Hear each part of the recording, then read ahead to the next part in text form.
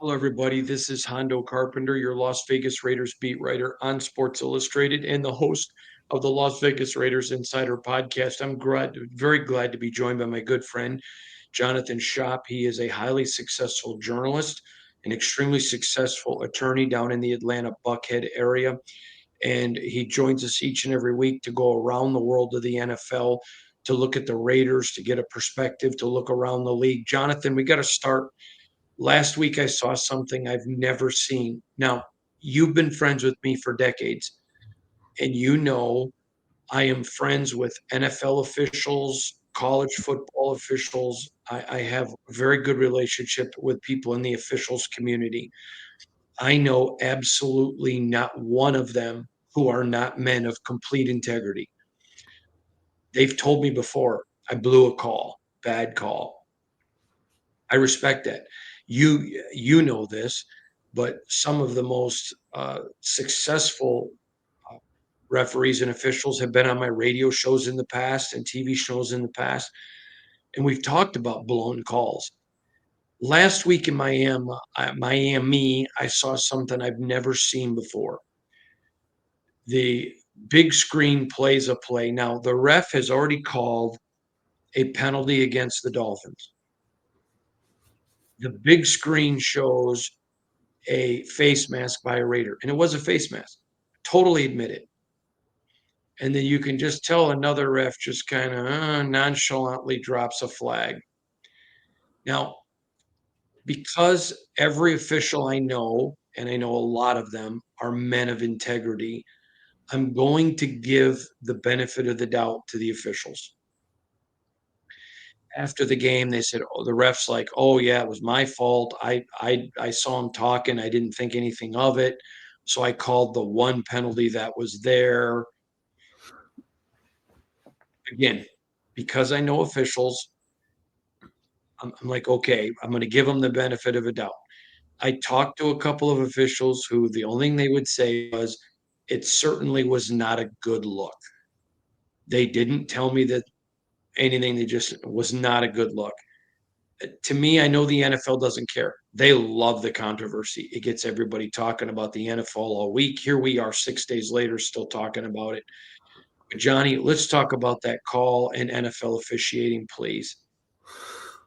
We're now in an era where we've got not only bigger screens, of course, at these games, much higher definition than we had in decades past.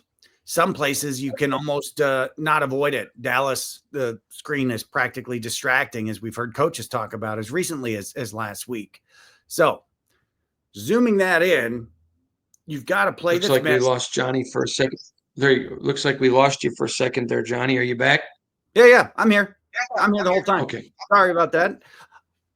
You've got a play that was missed. You've got somebody else seeing out of the corner of their eye. There's an obvious flag that we missed. The whole is that there's not an off-field official there to push the button for a flag to be thrown. Then we don't have any problem at all. But God forbid, just God forbid we actually do that. Why are we tiptoeing? You tiptoe to this off-field official thing. This is what you get, NFL. You look bad. And the biggest thing they've got to do with that shield is protect the integrity of the sport. The reason being there is so much gambling involved. Circle the wagons. We don't need to tell anybody in Las Vegas what happened with that borderline boxing fight last week that is now clouded in massive controversy. Was Tyson allowed to throw an uppercut? Was the whole thing kind of fixed? Did the other guy really fight that hard? You don't want anything like that coming into the NFL. But we want to get the call correct. So either something has changed, because this is not the first time this year and not really the first time this month we've seen something like this where it's like, wait a minute, did they make that call after looking at the replay on the big screen? Either something has changed, which needs to be addressed, or the NFL needs to come out very clearly and say officials are not going to be using the replay screens at all unless they go under the hood. The long-term answer is very, very simple and very, very clear. It is to have an off-field official with limited jurisdiction to throw flags. Most of the flags would be thrown away from the ball, clear personal fouls, or something that's obviously missed. We don't want a guy upstairs necessarily making a ruling on a pass interference call. Not necessarily do you want that, although we know the Saints, for example, from playoffs the years past in the Sean Payton era would probably like one. But something very obvious that's missed, yes, it is an imperfect science in that officials, like we talked about, can't see through. You can only see through a human so well. And that's the biggest thing that people miss who don't have the opportunity to watch from the field level. They're big. You sometimes can't see around other people, sometimes multiple people. This was not a good look. So that quote you got there was very accurate. They've got to do what needs to be done to fix it. I do not understand. We should not start 2025 without an off-field official with authority to make certain calls. You have that, then this doesn't happen. This is a bad look. This is not, like I said, it's not the first time we've seen that this month. It's starting to creep into the equation. The last thing you want for the NFL is it becomes a decider in an equation and it swings millions and millions of dollars of gambled bet money. That's when you start really having an integrity issue. Right. I talked with an executive, not a Raiders executive, but a executive of another team this week, just about that call and what he thought. And I said, this is a bad look for the NFL. I told him what the official had said to me. I said, what is your thought? And he goes, do I think it's a bad look? Yes. Do I think the NFL cares? No. He goes, Hondo, it keeps the league being talked about. I understand that no publicity is bad publicity, but I just have to believe, John, with all of the gambling in the sport now, we are headed towards a crash. At some point, somebody's going to lose enough money. Some lawyer's going to do a class action lawsuit. It's just coming. It's a matter of. That's not a good, that's an immature attitude that the person gave you. Let me give you the best example that there is in sports, the Masters. People talk about the Masters all year in their sport. There's not one time really ever that you're talking about the officiating or bad publicity. It doesn't matter. That's an immature attitude. This is the most popular form of entertainment in the country. This should be the best run, continuously improving and innovating in a smart fashion of any sport that there is. It's amazing the blind spot they have here with the off-field official. I do think they're asking for a big, big, big problem. And I guess we'll just have to see when that hits, because at some point it's going to happen just by chance. When that hits, what kind of impact it has. All right, Johnny, we got to give our fellow Spartan dog, Irvin Johnson, some big credit. Let's talk about the fight in the Commanders since Irvin became an owner. Yeah, he's a big part of that. Big, big move this week. This kind of clears the deck. So what happened is the United States Senate, they went ahead and passed legislation to give Washington, D.C. control of the RFK Stadium land. RFK was there, so was the D.C. Armory. It got cleared out. It's government land. They've now given it back to D.C. This is step one in the Commander franchise, probably to be renamed again, moving back and fighting for all DC. The interesting thing is, and we talked about it, I think, a year or so back, the holdup on this was from a senator who had halted it because the franchise was no longer using that logo, very famous logo that was created by Blackie Wetzel, a member of the Blackfeet tribe. That logo, that silhouette is based on a member of that tribe. The interesting news, not only does this clear the way for the franchise to come back down in a great semi-national park, hopefully an amphitheater, stadium, etc. There's a little nugget in there about the productivity of conversation between Blackie Wetzel and the franchise. What that leads me to think is we're going to see some kind of reflection of that old logo somewhere in whatever is to come from that franchise. I don't know that it's not going to be the primary logo, but we're going to see something in the works to bring that part of the franchise and that tribute. Because look, whether you like the name or not, nobody did that as anything but a good thing. There's no logo in sport that's supposed to be like ironic or critical. No, of course not. The logos are good. People like them. They like their team. So this is interesting. Now, what does this mean? I think what it means is the wheels are going to start to be in motion. Look, there has been a plan or two for that area for a while. Some folks have been to RFK. They remember it shook. They've also remembered that the Metro line went down there. So the setup is there. The next thing is, what do they bring? Hopefully they bring a dome stadium that sounds good. with a roof that retracts. So you're kind of taking the best of what's there in Las Vegas. You're taking the best of what's coming to Nashville, maybe the best of what's in Minnesota, et cetera, putting it all together and having a fantastic stadium. And then one day you should look at a Super Bowl in Washington. And I hope that Dan Snyder is alive to see what happens to this franchise now that he is back in the swamp. I agree. Hey, let's talk about yips, but this time yips for a kicker. Now, before we get going, you and I have talked about yips for years. For our younger listeners who don't know what yips are, explain what yips are. And I've heard about yips for kickers and for receivers, but never, excuse me, for quarterbacks and receivers, but never for a kicker before. Talk about the yips and yips for a kicker. Yeah. Yips are basically an involuntary motion that throws off something that you're trying to do. For example, you see it in golf with the short putt. You quite frankly saw it, Tim Tebow trying to throw passes. Dan McGuire, if you're going way back, throwing passes. Different quarterbacks have had the yips. Quarterback at Wisconsin famously about 10 years ago. Different quarterbacks have had the yips. We have seen some kickers have the yips. So when you're going in to make a simple kick, something fires off wrong in your brain and stroke is off, the ball goes off, you're missing kicks that you otherwise would make. Receiver wise, we could see it where guys just can't, all of a sudden they lose the ability to catch the ball. Catchers in baseball throwing the ball into the outfield rather than right back to the pitcher. Steve Sachs, for our Los Angeles-based fans out there, you probably remember some of those throws. Chuck Knobloch 20 years ago or so in baseball. This happens across the board. It doesn't happen to Hall of Famers all that often outside of golf, maybe tennis. It looks like Justin Tucker, he may be dealing with a case of the yips right now. We're talking about one of the all-time great kickers at this point in NFL history. He's starting to miss kicks. Now, I can't yet identify where the yip is. It's not totally visible. As far as like his foot shaking or something's going off, but he's in the massive danger zone. And this is a very primary concern for a kicker. If you have a kicker that gets the yips, you're not going to last. I mean, we've seen him in the past. We've seen, I think, guy that was like leading the sport with the Cowboys started getting the yips, and these guys they're on an off ramp quick. This is a shock to the system. The Ravens are wobbling a bit right now.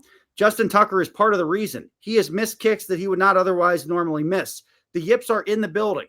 We are not diagnosing him with the yips at this time, but we are on high alert. Keep an eye on Justin Tucker. If he can't kick the ball, let me circle back to the roster issue. Who do the Ravens have as a backup kicker that's ready?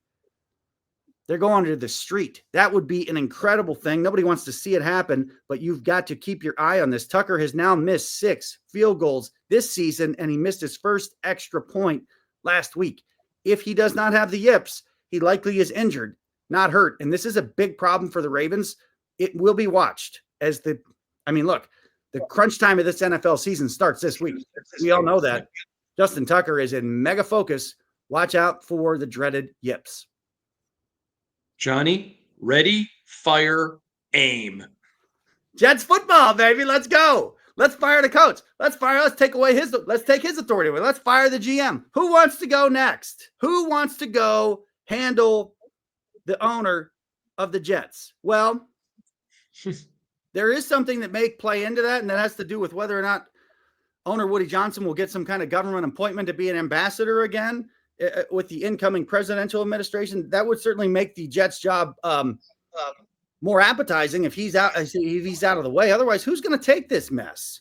I was surprised to see Phil Savage is going to take it for now. I don't know why. Hopefully, for a better reason than not.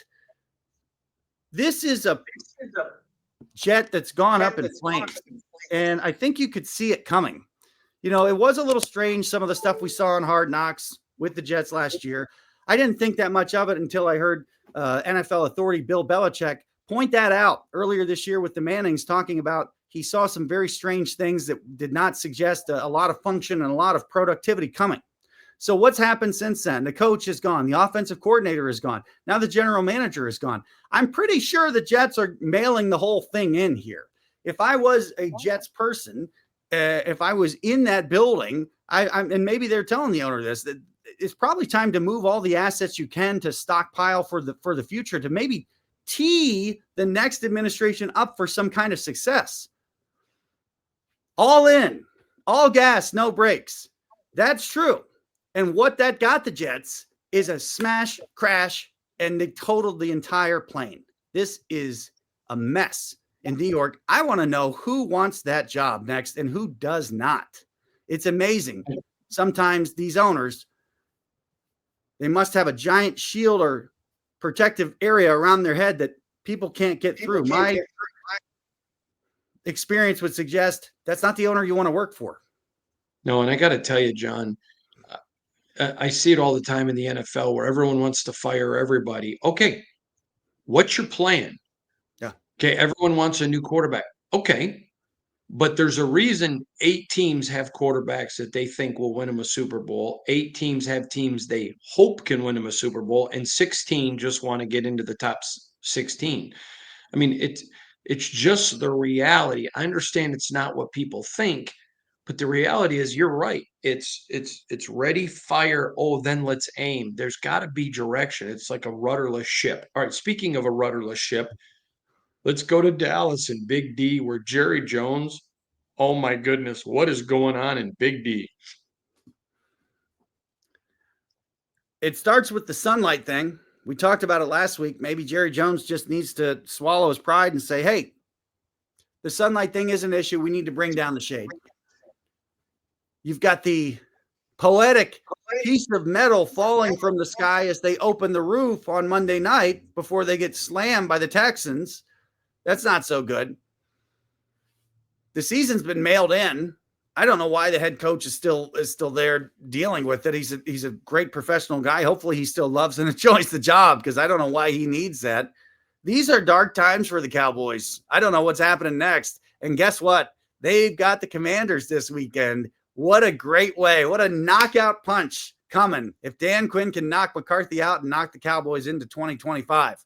Yeah, but they could get Dion. They could get this. They could get anybody. What they have is a mess. They've got a scrambled egg that's gone wrong. They've got no team chemistry. They appear to have a lack of consistent effort, focus, and determination from their football team. That's something that seems to be more built in the offseason, and then you really got to ramp it up as your season gets going, or this is what happens. What is Jerry Jones going to do from here? We know he wants to get back to and win a Super Bowl as bad as he can. I think he wants to do that because he actually does appreciate how badly he screwed up what would have been a bigger dynasty, what probably would have won more Super Bowls. He knows that. He knows the clock is ticking. He's a fascinating guy. I'm now, like many folks, a little bit concerned. Like, do they need to send an inspector into the stadium to make sure the thing is not having more problems and potential catastrophic failures? Right. The roof panel probably shouldn't fall. There's another one up there that's loose. I'm sure, hopefully, they've got it taken care of this week, but it's like a microcosm of what's going on in Dallas. And Jerry Jones is a guy without answers. You give him some credit for taking the heat. I would give him more credit if he found a way to kind of take the off-ramp and turn over maybe some of the control for the franchise. He's had some hit and miss with his player personnel stuff for sure, but it might be time to bring somebody else in who could maybe help. And the Texans might have been an example of that. We remember what it was like with the old owner, where it got a little wobbly. Look at the ownership now in Houston. The younger guy, they got it going pretty well. I agree. All right, let's turn to the fearsome foursome. Where are we at on the scoreboard? Scoreboard doesn't lie. Where we're at on the scoreboard is you are up 2. Now, for people that are new to this or maybe don't remember, the idea of the featured foursome is not necessarily win or loss for me or Hondo. It's really how well do we do at identifying the 4 best games of the week. And last week, we done did it. We done did well. The San Francisco-Seattle game.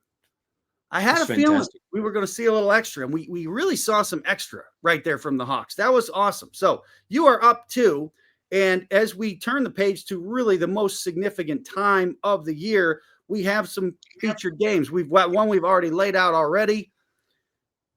Great rivalry. Jim Gaffigan of course, a huge fan of this rivalry, has explained to the Mannings on Monday. Dallas at Washington, knockout time. I'm going to take the first one. Dan Quinn is going to knock the Cowboys out. Knock them out. Bye-bye, Mike McCarthy. Big time. I agree. Now, let me just say this, though. We've had people email saying the reason I have the lead is because I follow you. So moving forward, let me go first because I don't want anyone saying my victories. I don't want anyone questioning my victories. I don't either, man. I don't want anybody questioning it. I just want to get the 4 best ones right. I know, Arizona and I agree FC. with you. I know that's what it's about. It's not about winning. I agree with you. Because you get in your own locked zone, you're in your own locked Raider zone, you're in your own West Division zone. There's 32 other teams out there, and I've been there. You have trouble paying attention to all the rest of them. That's why you're watching this thing, and folks already know how good the NFC West is. Arizona at Seattle is monstrous game. Arizona is a surprise team, aren't they? They're surprised. You got to give them a little bit. Yeah, they are surprised. I think Kyler Murray's been playing much better than I think he's improved without Cliff Kingsbury. But I'm going to go the edge to the home team here, and I'm going to go with Seattle. I'm going to go with Seattle too. Folks, you remember the name Jackson Smith-Njigba. I thought he'd be the rookie of the year last year. Look at that guy coming now. Love Jackson Smith-Njigba. I also love the Vikings and Bears. It's a classic rivalry. NFC Norris, of course. The Bears look like they are a scrambled egg gone wrong as well. What happened? I mean, I'm just thinking off the top of my head. What if they had a Kevin O'Connell coaching the Bears, for example? Is that maybe where they go next? That tree, not to O'Connell, but under that Mike Shanahan tree. Maybe that's where they go. I don't think it matters as long as they continue to draft poorly. I'm not saying that Caleb Williams is not going to be something, but you don't take the risk they took with him where they did. I know a bunch of teams would have. I'm not denying that. But as Drew Stanton talked about on this program, now, in fairness, he was critical of Bo Nix, who certainly is playing very well. It's not a complete science, but you play the percentages, and there was just too many question marks. I think Caleb Williams may end up being a great quarterback, but for where he was picked with expectations, he's not there yet. I'm going to Minnesota. I don't even think it's close.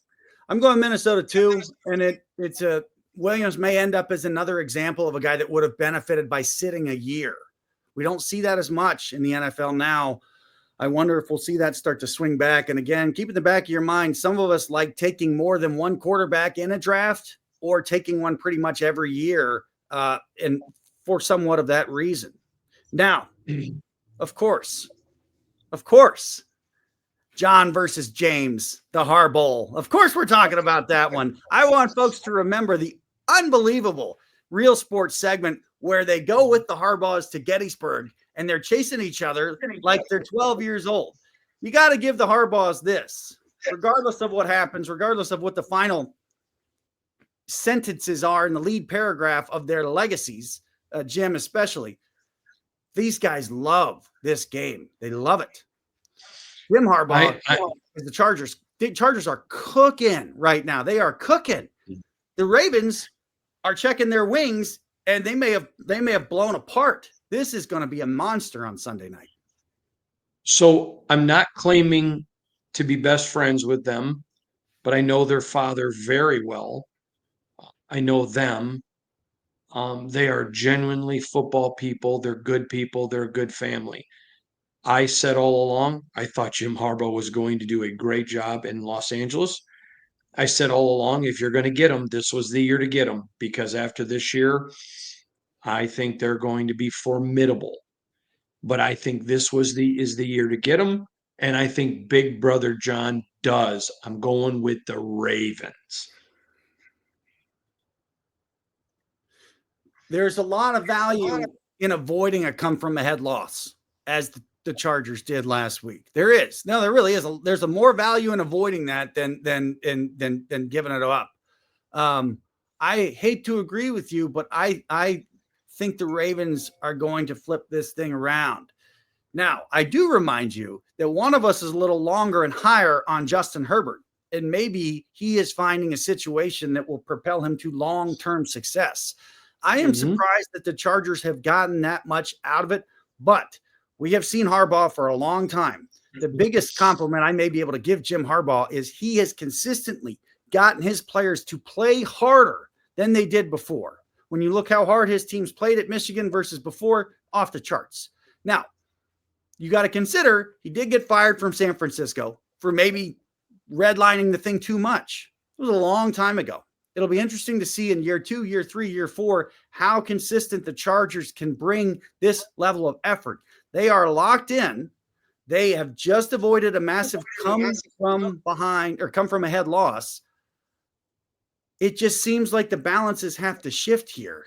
I really want to change to the Chargers, but I am going to stick with the Ravens with just that little bit of edge that John may have over his brother. This one will get astronomical ratings, and it will kick off the Great Turkey Week with a little silly football. I got to tell you, John, a lot of teams regretting they didn't hire Jim Harbaugh. Tell everybody where to find you on social media, would you, John? For the Jets, for the Bears, I am at JP Spartan. Also known as Jim Rome, is Johnny in East Lansing. Thanks, brother. See you again next time.